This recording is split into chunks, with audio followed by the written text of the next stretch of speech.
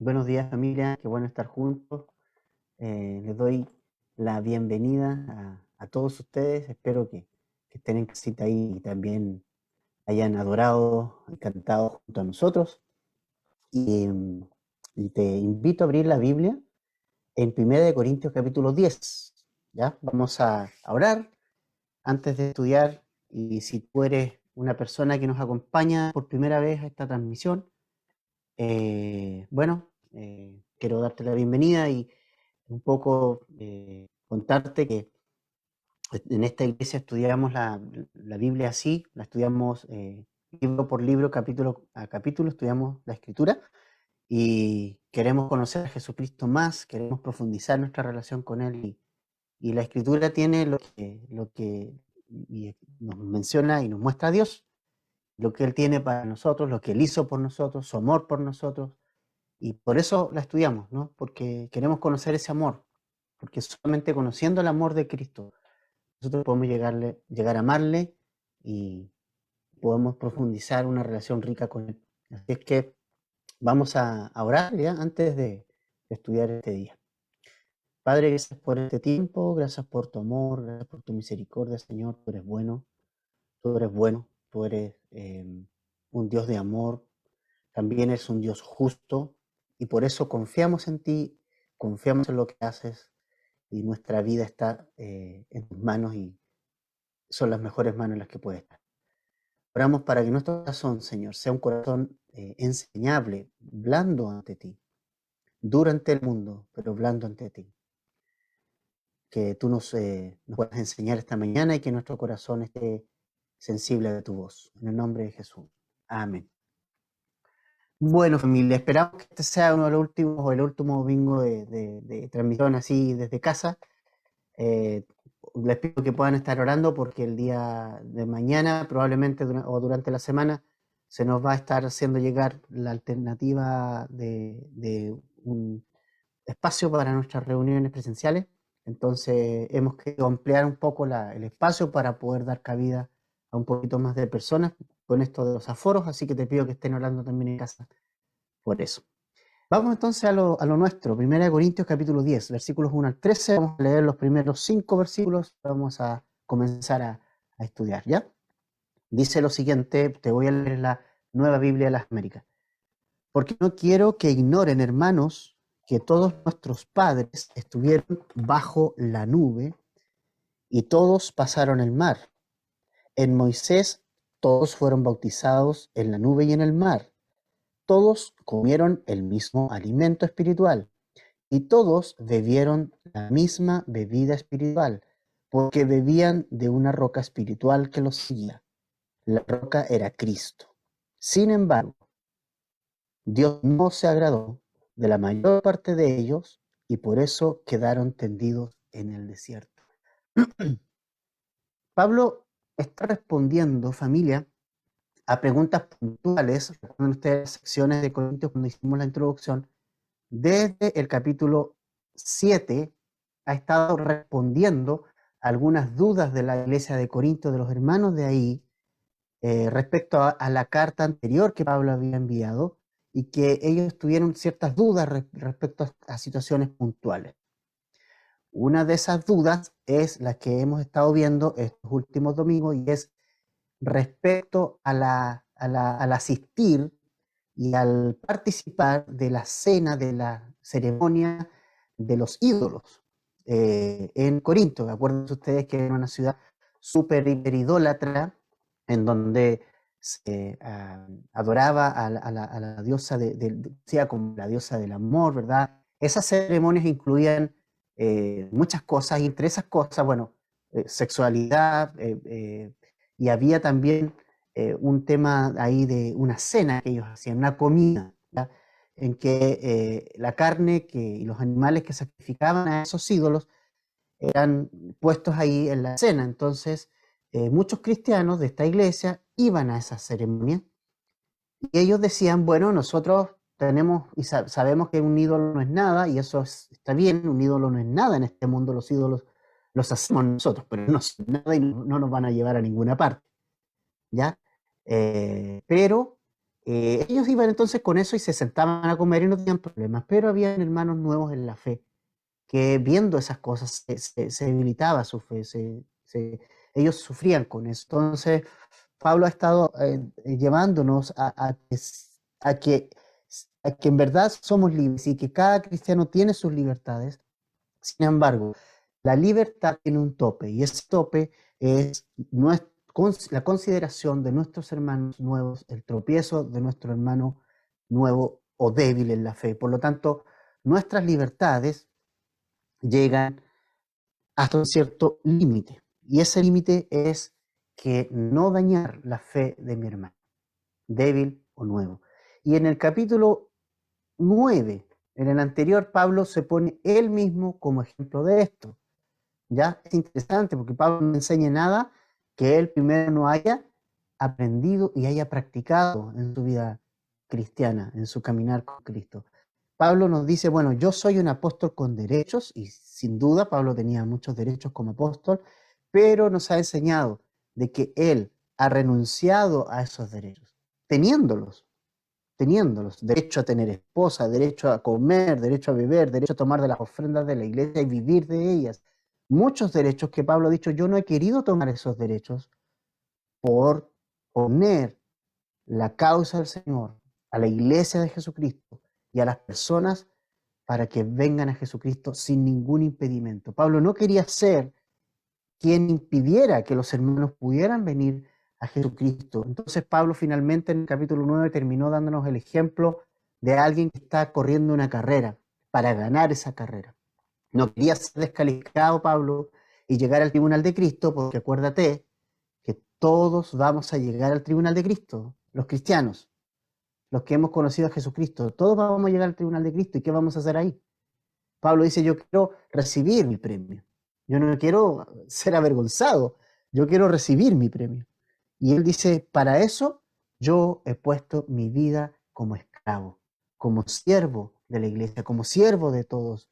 Y he hecho muchas cosas, he renunciado a muchos derechos por amor a Cristo y para que más personas puedan venir a conocer a Cristo. Finalmente, ese es el contexto en el cual Pablo ahora nos enseña y nos lleva a miles de años atrás. Y dice el verso 1, no quiero, hermano, que ignoren que todos nuestros antepasados, nuestros padres, estuvieron bajo la nube y todos pasaron el mar. Lo que Pablo quiere hacer acá es que no quiere que nosotros, los que estamos leyendo su carta, los que estamos oyendo la palabra, ignoremos estas cosas. Hay varios momentos en que Pablo nos dice en esta carta que no quiere que ignoremos cosas. Esta es una de ellas. La otra está en el capítulo 12, versículo 1. Pablo no quiere que los corintios ignoren acerca de los dones espirituales. También Pablo dice que no quiere que los hermanos ignoren eso. ¿Ya? Pero en esta oportunidad hay algo que Pablo no quiere que ignoremos como cristianos. Y esto es súper importante, familia. Hay cosas que no podemos ignorar. Y para que no las ignoremos, tenemos que ir a la Biblia. ¿Ya? Dios no quiere que seamos cristianos que ignoremos cosas. No quiere que seamos cristianos ignorantes. Siempre Dios nos estimula, nos anima a estudiar las escrituras, escudriñar las escrituras. Escudriñar tiene una connotación de este sonido, ¿no? de hurguetear en la escritura, de estudiarla. Y no lo hacemos como intelectuales de las escrituras, sino queremos conocer a Jesucristo. Queremos conocer la voz y oír la voz de Dios. Y entonces por eso es que no tenemos que ser ignorantes. Y cuando nosotros ignoramos cosas, podemos estar nosotros cometiendo un acto de pecado, un error que Dios quiere tratar de corregirnos. Y la única manera que tiene para hablarnos es la Biblia. Es la Biblia. Ahí está lo que Dios nos quiere decir y nos quiere hablar. Entonces, Pablo quiere que podamos saber ciertas cosas. Quiere que no ignoremos cosas que son importantes saber. Cosas que no podemos dejar pasar y que son importantes de asimilar, de entenderlas. Y Pablo se toma, obviamente inspirado por el Espíritu Santo, nos escribe estas cosas para que nosotros no las ignoremos. Ahora, ¿qué es lo que Pablo quiere que nosotros ignoremos, familia? Bueno, la historia de la nación de Israel. Pablo no quiere que la ignoremos.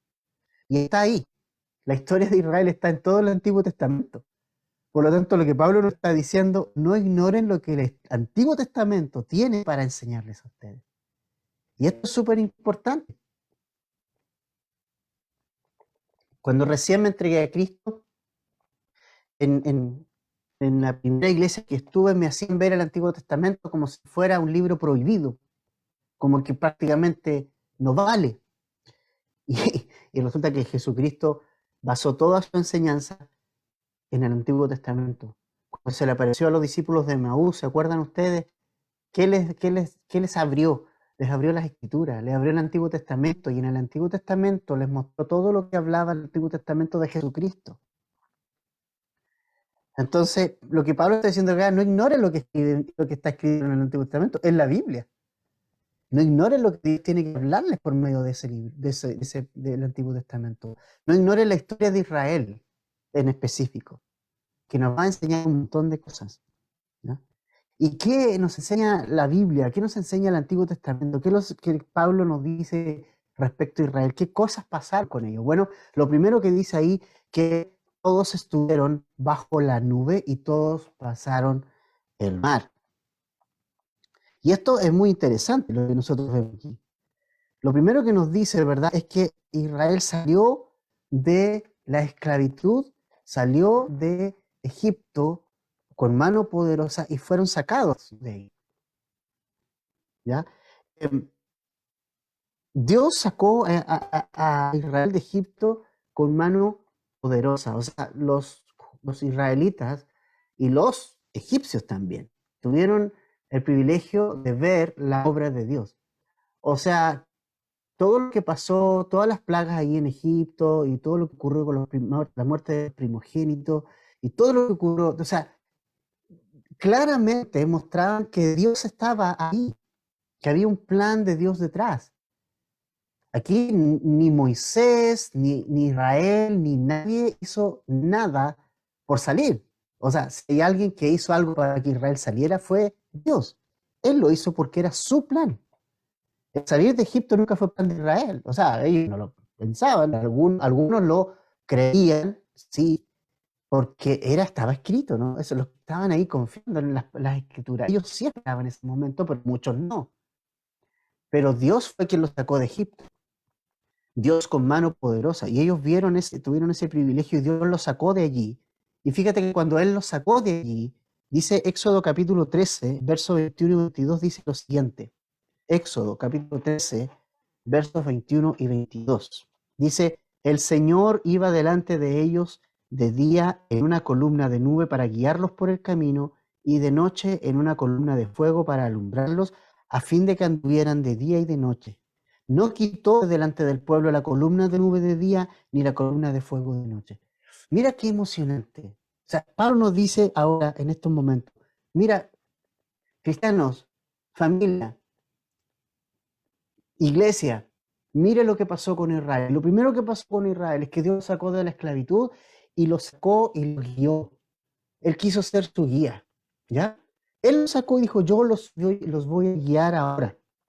Y nos dice en Éxodo 13, 21 y 22, que Dios iba delante de ellos en una columna de nube en la noche, en el día, perdón, y una columna de fuego por la noche. Es decir, la nube durante el día los iba a dirigir. Si iba la nube, ¿cierto?, en esta dirección y la nube se movía, entonces el pueblo se tenía que mover junto a la nube, ¿verdad?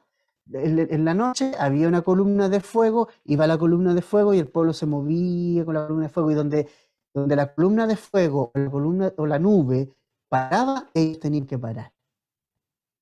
Entonces era la forma en que Dios guiaba los pasos de Israel. Es decir, Dios sacó a Israel de la esclavitud, lo sacó de esa vida tormentosa que representa para nosotros el pecado, ¿no? La vida pasada, y les quiere hacer disfrutar de su guía, de su voluntad, de sus propósitos para el pueblo de Israel. Y los guía, y Él les da la guía. Hoy no está la nube, hoy no está podríamos decir, el fuego, pero está las escrituras, está la Biblia. Y esa es la guía para el pueblo de Dios hoy. Esa es la voz de Dios definitiva para la iglesia de hoy. No hay otra voz definitiva para este tiempo, para la iglesia, sino la escritura. Y ahí Dios nos guía. Exactamente lo mismo.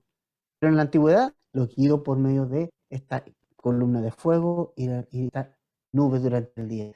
Pero aparte de la guía, piensen ustedes, Dios lo sacó a Israel al desierto. ¿Qué hay en el desierto? Dos cosas. Un calor extremo por el día y un sol que pega fuerte, y por la noche un frío tremendo, terrible. Temperaturas bajo cero. Ese es el desierto. Es súper extremo. Es súper extremo. ¿Ya? Pero ¿sabes qué? Fíjate algo. Esa nube que guió a Israel de día y esa columna de fuego que la guiaba durante la noche, también tenían una finalidad de protección. Piensa tú por un momento, piénsate, imagínate a Israel ahí en todo el desierto. Entonces, el sol pegando fuerte, más de 30 grados de calor probablemente, y viene la nube. ¿Y dónde se ubica el pueblo? Debajo de la nube. O sea, la nube que guía al pueblo,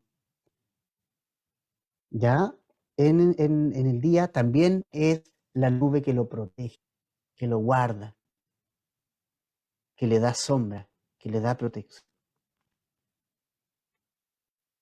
Y lo debajito de la nube. Entonces la nube paraba y el pueblo paraba. Y se hundaba bajo esa sombra protectora, ¿no?, del Señor. Que es misericordioso. Que es misericordioso y protege a su pueblo. Y en la noche, el fuego dando calor, ¿no?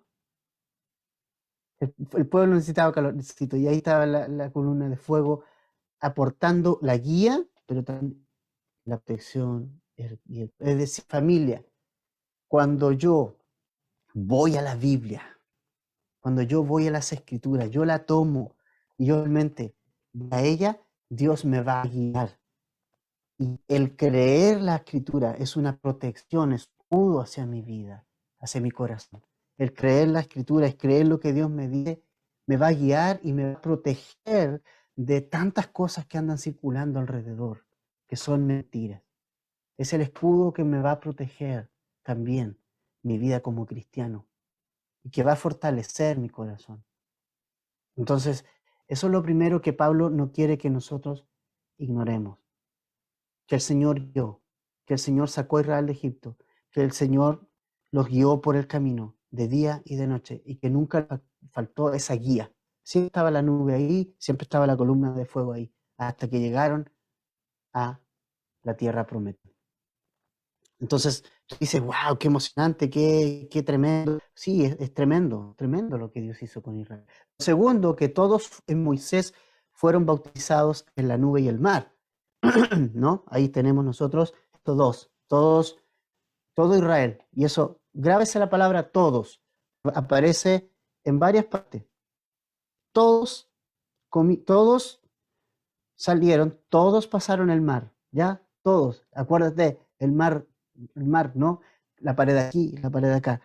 Todos en Moisés fueron bautizados en la nube y en el mar. Todos, todo el pueblo que salió. O sea, mientras la nube encandilaba la visión de los egipcios, los israelitas pasaban en medio del mar, teniendo como pared el mar por un lado y por el otro. O sea, piensa por un momento esa situación. Ellos pasaron en seco el mar. Y cuando todo el ejército, cuando todo Israel pasó, esa nube vino para acá y los egipcios quisieron seguirlos, y ahí fue donde el Señor cerró el mar y ahí impidió que el ejército egipcio pudiera atrapar a Israel, porque Israel era una nación libre. era un pueblo libre, que Dios había liberado. Todo el pasado quedó enterrado, ¿no? Entonces acá nos dice que en Moisés todos fueron bautizados. Fíjate que dice en Moisés. En Moisés. En el fondo, mira, te voy a leer la versión NTV. Dice, todos ellos fueron bautizados en la nube y como seguidores de Moisés. Interesante esto, ¿no? Porque el pueblo de Israel se identificaba con Moisés. Porque Dios hablaba a Moisés, no hablaba a todo el pueblo, hablaba a Moisés y Moisés hablaba al pueblo. Entonces, por eso el pueblo se identifica con Moisés. Cuando Moisés sube al monte a Sinaí a recibir la ley, no fue todo el pueblo, fue Moisés. Era Moisés el que iba, oía a Dios, bajaba y llevaba a la gente el mensaje. Entonces, como de cierta manera la gente dice, ya vamos a escondernos en Moisés, ¿no? Dios está tratando con él, escondámonos en él. Entonces ahí venía viene la identificación del pueblo con Moisés. ¿Con quién nos identificamos hoy día nosotros? No con Moisés, sino con Jesucristo. Con Jesucristo. Nosotros ahora estamos bautizados en Cristo Jesús. Por Él hemos sido bautizados, por Él hemos sido, ahora nuestra vida ha sido transformada y ahora nos identificamos en una persona, no nos identificamos en el Hijo de Dios, nos identificamos en Jesucristo. Él ha venido a nuestra vida y cuando Él ha venido a nuestra vida, bueno, ha enterrado todo nuestro pasado. Dice 2 Corintios 5:17 que cuando uno está en Cristo, si alguno de nosotros está en Cristo, es una nueva criatura, cosas viejas, todas pasaron, ahora todas son hechas nuevas, tal como Israel salió de Egipto, pasó el mar, en Moisés fueron bautizados y quedó sepultado el ejército egipcio, Egipto fue allá en el pasado, pero ahora nosotros nos identificamos con Cristo estamos juntamente crucificados, dice Pablo, y ahora en Cristo nosotros tenemos una nueva vida. Ya la vida pasada pasó, si nosotros seguimos a Jesús, si tú no has tomado una decisión por Jesucristo, tómala, tienes que tomarla. Y Él te va a dar un nuevo corazón, una nueva vida, no una nueva fachada. Tú no necesitas una nueva fachada, tú necesitas una refacción, tú necesitas una vida nueva, totalmente nueva. Y solo Jesucristo puede darte una vida nueva. Entonces hoy día también nosotros fuimos bautizados ahora en Jesucristo y nosotros pasamos de una vida antigua, dominada por nosotros, dominada por mí, dominada por el pecado, a una vida nueva, libre en Jesucristo. Y Él viene a nuestro corazón y hace todas las cosas nuevas. Todas las cosas nuevas. Tal vez tú estás viviendo en una vida en que estás insatisfecho y es porque no tienes una relación con Jesucristo. Jesucristo puede darte esa vida. Él es el único que te puede dar esa vida. Una nueva vida, una transformación. Va a transformar tu vida. Todos también, hoy, los que hemos creído en Jesucristo y los que nos hemos identificado con Él, hemos venido a tener una nueva vida en Él. Las cosas viejas han pasado. El Señor ha hecho todas las cosas nuevas. Entonces, también Israel salió de Egipto, fueron bautizados en Moisés ahí. Ellos buscaron en Moisés, se identificaron con él, porque Dios estaba hablando con él, y pasaron el mar. Y la pared acá del mar, y luego pasaron al otro lado. Tercero, todos comieron el mismo alimento espiritual y bebieron la misma bebida espiritual que era Jesús. Qué tremendo esto. O sea, en medio de la nada, fíjate en Israel, en medio de la nada, o sea, en el desierto, ¿ya? Todos comieron el mismo alimento, el maná diario que el Señor hizo caer cada mañana, nunca dejó de caer ni cesó de caer hasta que Israel disfrutó de la tierra prometida y de su fruto. Dios les proveyó el alimento de manera sobrenatural. Ni siquiera Israel tuvo que trabajar, simplemente ir a recolectar. Cada mañana salir y recolectar esta especie de hojuela llamada maná, que significa alimento del cielo. Todo el tiempo que ellos estuvieron en el desierto, como no había posibilidad de cultivar ni nada, Dios les proveyó el alimento. Pero dice algo más aquí, dice que ese alimento era un alimento además espiritual, que simbolizaba algo. Simbolizaba algo que iba a venir del cielo. ¿De dónde caía el maná? El maná caía del cielo y cuando ellos lo comían, ellos de eso vivían. Pero hay, dice el Señor Jesucristo, en Juan capítulo 10 nos dice que ahora Él es el pan de vida. Él es el pan de vida. Y cualquiera que come de Él no va a tener nunca más hambre. Entonces, en cierta manera, lo que menciona acá las Escrituras es que ese alimento que Israel comió, ese maná que comió en el desierto, era una representación de lo que iba a suceder después en la persona de Jesucristo, que nunca más íbamos a nosotros a tener hambre, hambre. Ninguno de nosotros iba a tener más hambre, sino que simplemente Él iba a saciar nuestra hambre. ¿Sabes? No hay alimento, no hay nadie que pueda satisfacer nuestra vida más que una relación con Jesucristo. Es lo único que te va a satisfacer de verdad. Jesús le dijo a sus discípulos, sus padres comieron maná, pero tuvieron hambre igual después. O sea, el maná igual duraba, lo comían, pero el hambre, el pan que uno come normalmente, bueno, tiene que volver a comerlo después porque en realidad te da hambre igual. Pero la comida y la bebida que el Señor nos da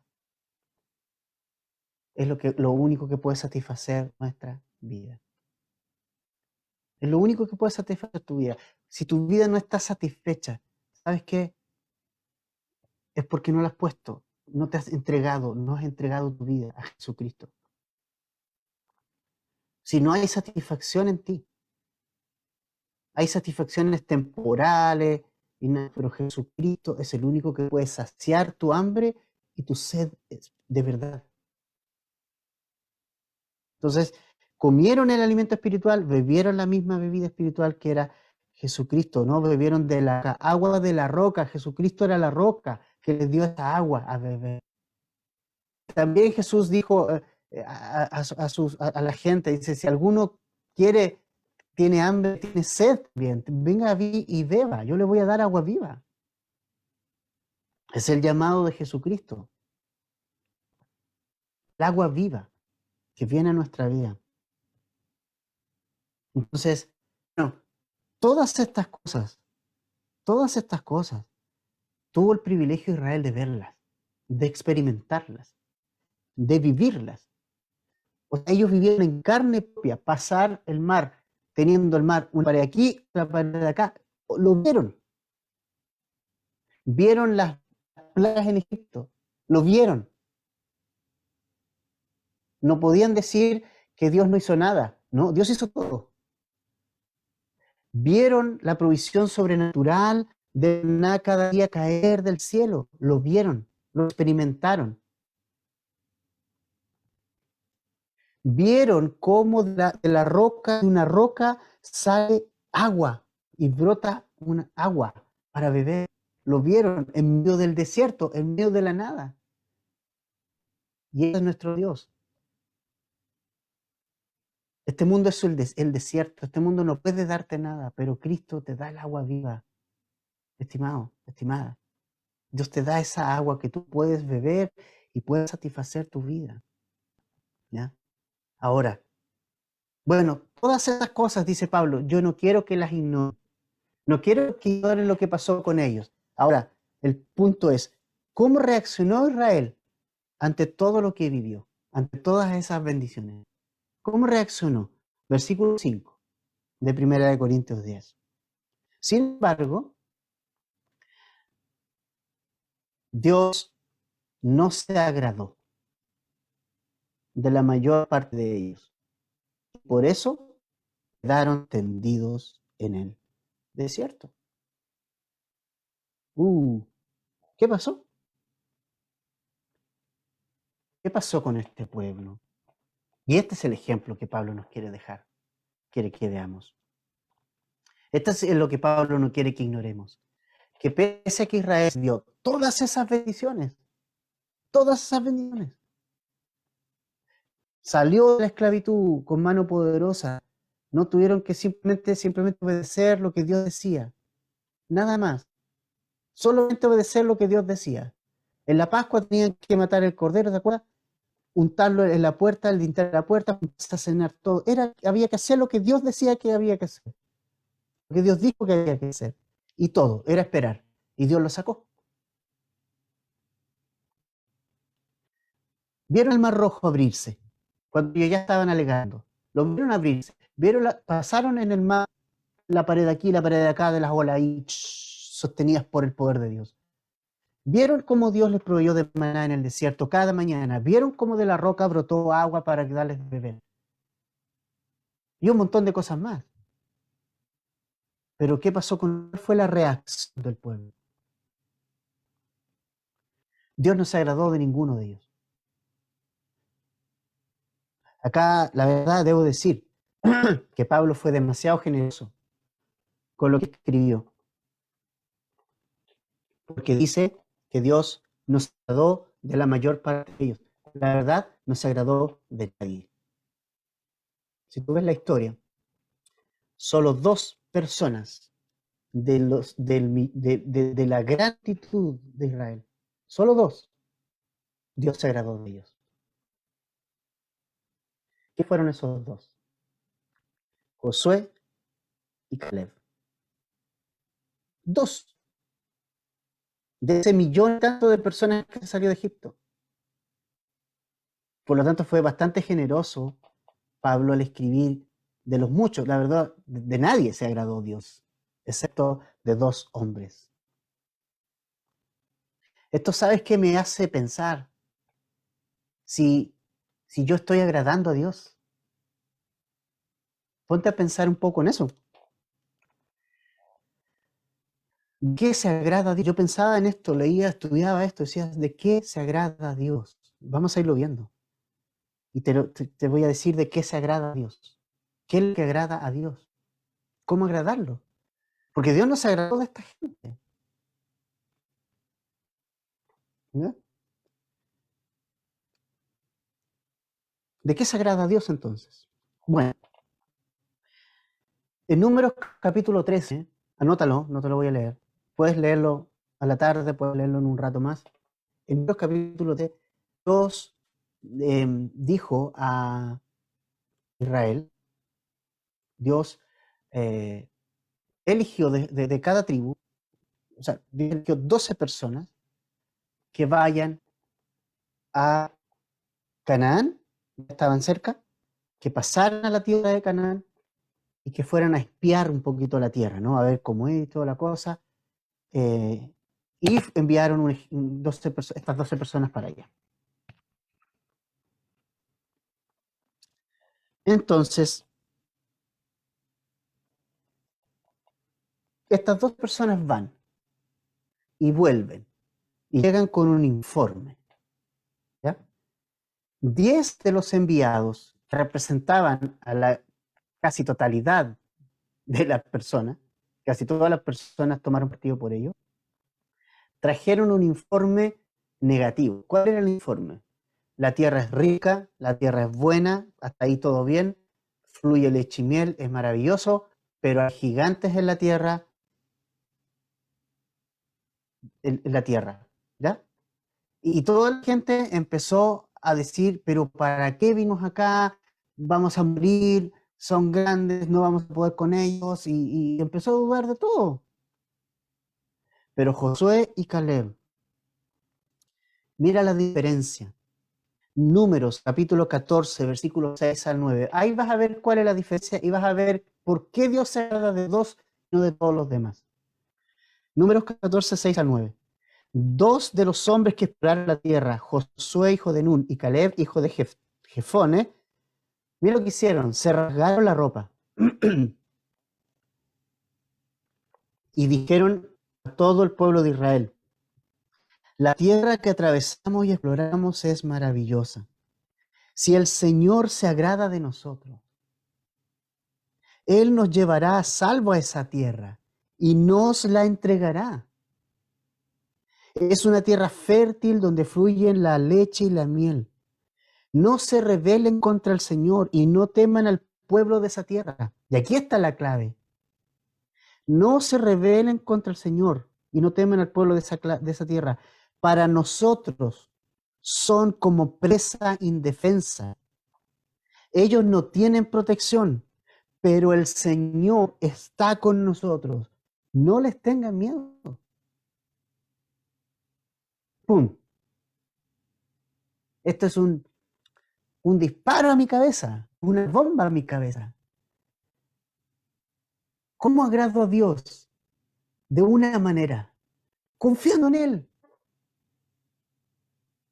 creyendo en Él. Así de simple.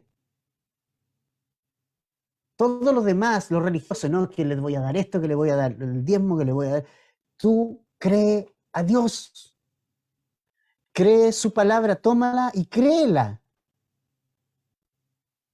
O sea, ¿por qué Josué y Caleb fueron los únicos dos de los que Dios se agradó? Por esto. Porque Josué y Caleb sabían que la tierra prometida no era una batalla de ellos, era Dios el que se las había dado y Dios es el que se las va a entregar. ¿O no? Así como Dios lo sacó de Egipto, Dios le va a entregar la tierra y punto. Dios se los dijo. Josué y Caleb miraron con los ojos de fe en la palabra de Dios. Ellos no tenían fe en ellos mismos. No tenían la fe. Ellos no dijeron, mira, el ejército de allá es súper grande, pero nosotros tenemos un ejército mejor. No, ellos dijeron, nosotros tenemos al Señor. Ellos no dijeron, nosotros somos fuertes. No, el Señor es fuerte. Y nosotros creemos en lo que Dios dice. Y punto. Entonces pensaba esto y fue en familia un bombazo a mi cabeza. La forma de agradar a Dios es por la fe. Dice, sin fe, ¿es posible agradar a Dios? Sin fe en Dios, en sus promesas, en su palabra, no en mí, ni en mis declaraciones, ni nada de eso. En lo que Dios dice, fe en Él, en lo que Él dice. Sin eso, no podemos agradar a Dios. Es imposible agradar a Dios. ¿Por qué? Porque eso muestra a un Dios mentiroso. Si yo no creo en Él, si yo no confío en Él, muestra que nosotros no conocemos a Dios. Lo hacemos mentiroso, lo hacemos un Dios de este porte. Porque cuando nosotros no ponemos nuestra fe en lo que Dios dice, no estamos creyendo en Él, no lo conocemos realmente. Israel había visto todo, imagínate. La incredulidad es la madre de todos los pecados de Israel. Y la incredulidad sigue siendo la madre de todos los pecados de hoy.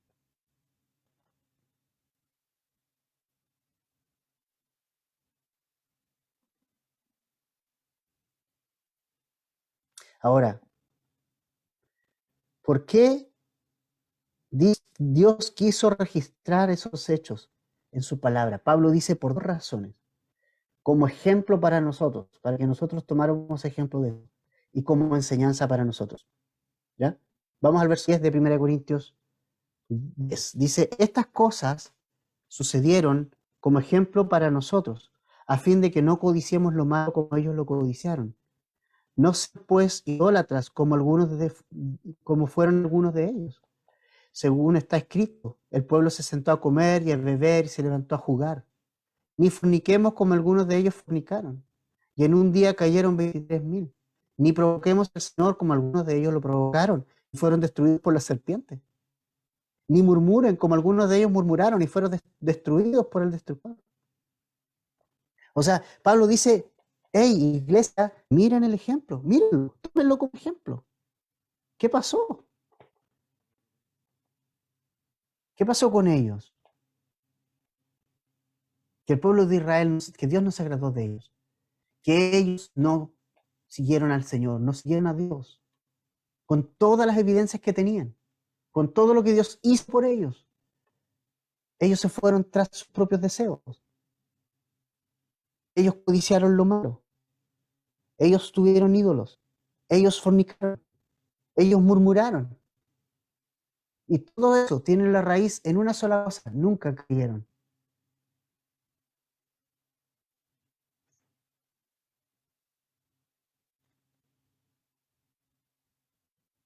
Nunca pusieron su fe, lo que Dios les tenía.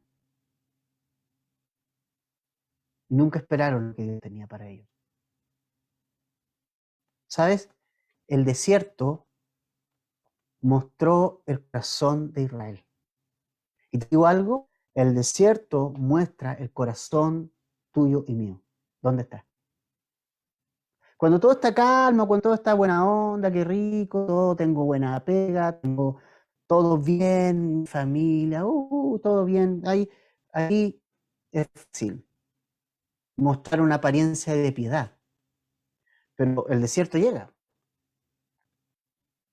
los problemas llegan, la tentación llega, y ahí es donde mi corazón es probado, donde a ver, ¿dónde está el corazón realmente? ¿Dónde está? Y el pueblo al andar por esa travesía, ante el primer obstáculo con el que se encontró, inmediatamente manifestó su descontento, ya querían volverse. No creyó en la promesa de Dios de una tierra mejor, donde fluye leche y miel. Y eso muchos cristianos no lo entienden. Dios tiene algo mejor de la vida sin sentido que muchas veces llevas. Dios tiene algo mejor para ti. Y nosotros debe conseguir al mundo y seguir todas las cosas, ¿no? Dios tiene algo mejor.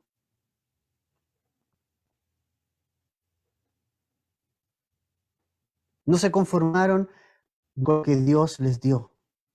Otra cosa importante, no se conformaron con lo que Dios dio. Les dio maná, pero ellos pidieron carne.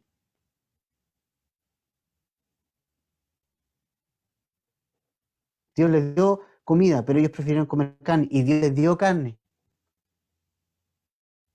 En Números 11:4, incitados por los egipcios, ahí habían salido junto a ellos algunos, querían comer carne y quedaron insatisfechos con lo que Dios les estaba dando. ¿Sabes qué? Cuando lo que Dios nos da no nos satisface, no es problema de Dios, es problema de tu corazón.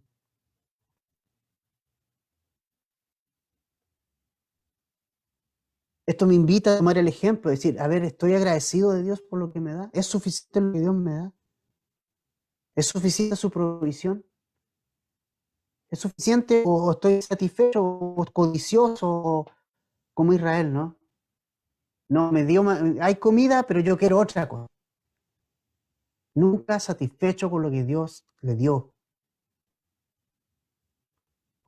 Fueron idólatras. En Éxodo 32:6, allí, mientras Moisés estaba recibiendo la ley, ya ellos la estaban violando abajo. Y es un ídolo. Y está bien que tú a lo mejor digas, yo era católico o era esto y tenía mi virgen ahí o tenía mi rosario y lo boté y ya eso ya no es tema y eso está bien. Pero yo te voy a decir algo, eso no es solamente ídolo. Ídolo es todo, toda cosa, toda persona, toda relación que está en el lugar en el que Dios debe estar, que toma el lugar de Dios. Eso es un ídolo. El corazón. Y los ídolos del corazón son más fuertes que pegarle a un mono de yeso, ¿no? Eso está en el corazón. Puede ser tu hijo o tu ídolo. Puede ser tu esposa, tu esposo, un familiar, un deporte, la música. Tener ese lugar. ¿Ah? Y una buena forma de saber dónde está mi corazón es cuando se toman dos cosas, ¿no? Está el estudio de la iglesia. Ah, pero paralelamente está el partido. O paralelamente tengo una actividad. Siempre a Dios dejándolo para el final, ¿no? Y para la sobra del tiempo. Eso es idolatría. Los hijos, ¿cuánta gente hoy tiene como... ¿Sabes qué? Mira cómo está nuestro mundo, mira la generación, mira esos chicos que andan allí protestando y todo eso. ¿Sabes por qué? Porque la generación de padres que crió a esos hijos, los crió como ídolos. Y cuidado, familia, con criar a tu hijo como ídolo. Ay, no, que no le pase esto. Ay, no, hay que hacerle esto, no, que no llore. ¿Ah? Mamá, no quiero ir a la iglesia, ya no vamos. Oye, ¿quién manda? ¿Quién es el que manda en nuestra vida? ¿Es el Señor o es nuestro hijo?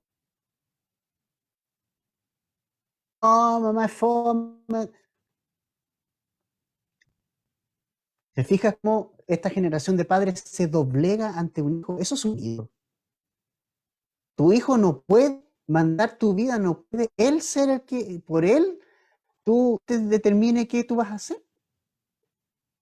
No puede ser, familia. Tu hijo no puede determinar lo que tú tienes que hacer. Tú tienes que hacer lo que Dios te dice que tienes que hacer. Y si tu hijo pide lo contrario, él es el que tiene que, tú tienes que instruirlo a ir en amor, por supuesto. Pero estamos en una generación que los hijos se han transformado en un verdadero ídolo, entronado en la casa, el rey. Y se juega hasta con eso, el rey de la casa. No, no es el rey de la casa. El rey de la casa tiene que ser Jesucristo. Él tiene el rey de la casa. Él tiene que gobernar mi familia, mi vida, mi corazón, mi familia. Estamos a tiempo, generación. Hey, generación de papás. Córtenla a su hijo, dejarlo como ídolos. Y a veces uno comete ese error. Ay, mi hijo es tan bueno. La Biblia dice que somos pecadores y que necesitamos a Jesús. Eso es lo que somos. Pero esos pequeños ídolos, tan chiquititos, se transformaron en personas adultas. Y ahora tenemos el resultado. Fueron idólatras Israel. Fornicaron, se mezclaron con personas, se dejaron influenciar por este mundo, tentaron al Señor, murmuraron contra el liderazgo. O sea, ¿qué onda? Murieron 14.700 un día personas.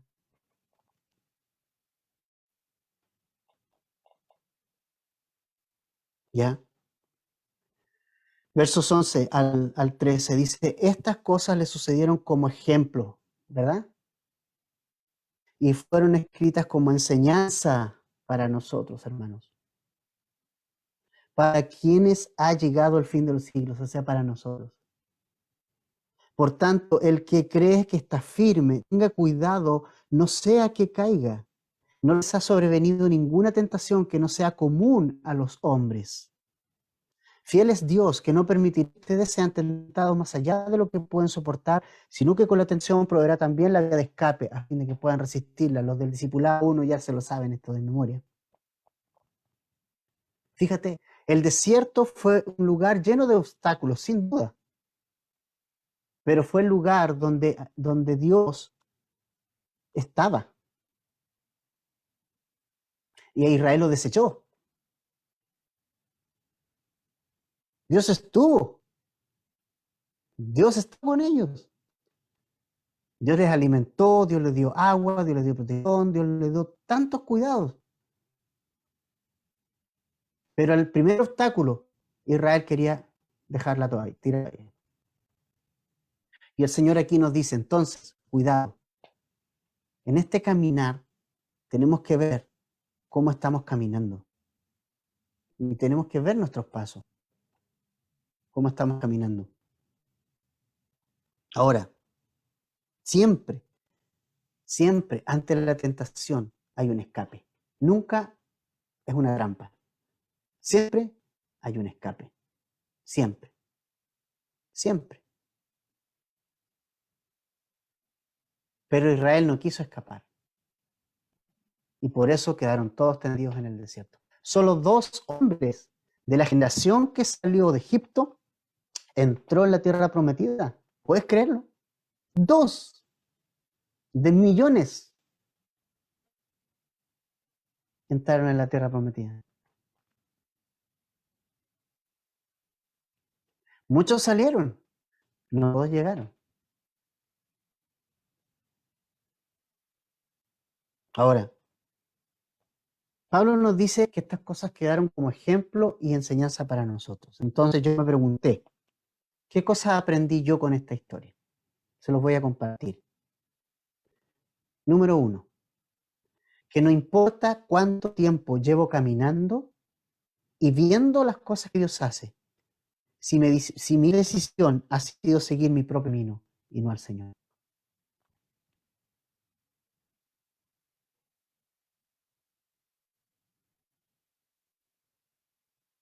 Eso es lo primero que yo aprendí. Que no importa el tiempo que lleve caminando en esta vida y viendo las cosas que Dios hace, viendo su provisión, si mi decisión sigue siendo seguir mi propio camino y no seguir el plan de Dios para llegar y experimentar la plenitud del Señor en mi vida. Porque la tierra prometida no representa la vida eterna para nosotros, porque nosotros no peleamos por la vida eterna, se nos ha sido dada, entregada. Pero la tierra prometida representa la plenitud de Dios, disfrutar de Él. Hay gente, cristianos que disfrutan de Él. Y casi es una carga, porque están como Israel, viviendo la carne del cristianismo. Entonces yo me hice estos 4 puntos para aprender. Que no importa cuánto tiempo llevo caminando, viendo lo que Dios hace, si finalmente mi decisión sigue siendo tomar mi propio camino. No creo en las promesas de Dios. Segundo, que si mi corazón está en Egipto, nunca voy a disfrutar de la plenitud de la tierra prometida. ¿Dónde estaba el corazón de Israel? En Egipto. Físicamente estaban acá, en libertad, pero el corazón de ellos estaba allá. Siempre dijeron, no, yo quiero volver allá. ¿Sabes qué? Y soy súper sincero. Si tú quieres volver a Egipto, vuelve, que no hay problema. No hay ningún problema en que lo hagas. Si tu deseo es, ay, pero es que allá es mejor, anda ya, anda, si no hay problema. Dios no quiere hijos obligados. Estamos en libertad, pero asume las consecuencias. Entonces, lo segundo que yo aprendí y que se los comparto, que si mi corazón está en Egipto, nunca voy a disfrutar lo que Dios tiene para mí. Entonces, ¿dónde está mi corazón? Si está en Egipto, en la vida antigua, o quiere disfrutar de la plenitud de Dios. Tercero, aprendí que es en lo seco del desierto donde se descubre mi corazón. ¿Ya? O sea, en la sequedad del desierto, en las dificultades, en la tentación, en las pruebas, me doy cuenta dónde realmente está mi corazón. No en lo más cómodo del living. ¿Ya? Cuarto lugar, que todo lo que Dios ha hecho y desea hacer con mi vida, lo puedo desechar. Y que es mi decisión. Y Dios lo respetará, pero traerá enormes consecuencias a mi vida.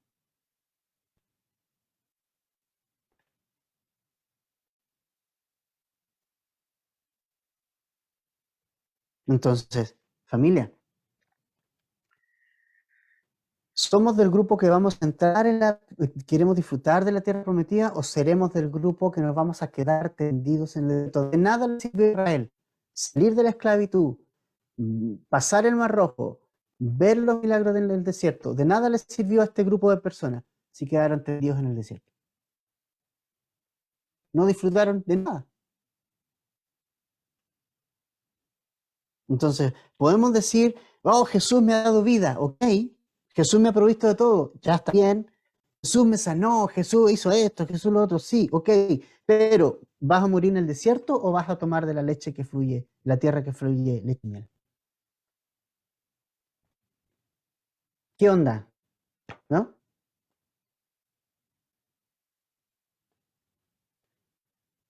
Es increíble ver esto, familia. Dios tiene tantas cosas para nosotros, tantas cosas. Un par de días de camino quería Dios llevar a Israel hacia la tierra prometida y se anduvieron dando vuelta 40 años. por su incredulidad, porque no creyeron la palabra de Dios. ¿Dónde está nuestro corazón hoy? Y estas cosas son para que nosotros las revisemos. Entonces Pablo, a través de esto, está diciendo, ¿sabe qué, familia? Cuidado, cuidado con lo que está haciendo Corinto. Ustedes están yendo a fiesta, a comer y a disfrutar y todo, pero cuidado, porque pueden volver a su vida pasada. Pueden quedar tendidos en el desierto. Y por lo que están haciendo, pueden perderse las bendiciones que Dios tiene para ustedes. Entonces, familia, no, yo creo que no queremos quedar tendidos en el desierto, ¿cierto? Yo creo que no queremos desagradar a Dios, ¿no es cierto? Yo creo que no hay cristiano que no quiera agradar a Dios, ¿verdad? Queremos agradar a Dios, pero el que agrada a Dios, el que confía en su palabra y en su plan para mi vida. Ese es el que agrada a Dios. Y Dios te va a dar leche que fluye, miel. Va a ser una vida no libre de problemas, una vida plena, una vida satisfecha, porque el Señor será tu porción. Oramos.